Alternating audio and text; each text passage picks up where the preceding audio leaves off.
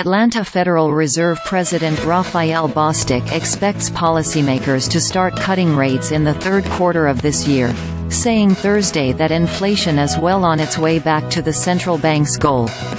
Bostic, a voting member this year on the rate-setting Federal Open Market Committee, asserted that the goal ahead is to calibrate policy to be not so restrictive as to choke off growth while still acting as a bulwark against persistently elevated prices.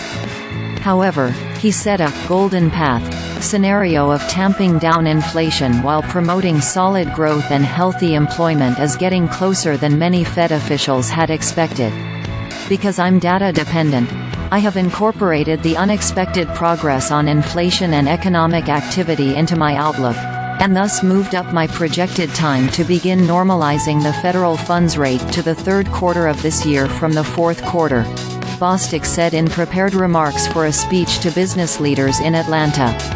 While the remarks help illuminate a timeline for rate cuts, they also serve as a reminder that Fed officials and market participants have different expectations about policy easing. Current pricing in the Fed funds futures market points to the first cut coming as soon as March, according to the CME Group's FedWatch measure. The implied probability for a quarter percentage point reduction has decreased in recent days but still stood around 57% Thursday morning. Pricing further indicates a total of 6 cuts this year, or 1 at every FOMC meeting but 1 from March forward. Bostic said he's not dead set against cutting earlier than the third quarter, implying a move in July at the earliest, but said the bar will be high. If we continue to see a further accumulation of downside surprises in the data, it's possible for me to get comfortable enough to advocate normalization sooner than the third quarter, he said. But the evidence would need to be convincing. A number of factors could change the calculus, such as geopolitical conflicts, the ongoing budget battle in Washington and looming presidential election, to name a few that Bostic cited.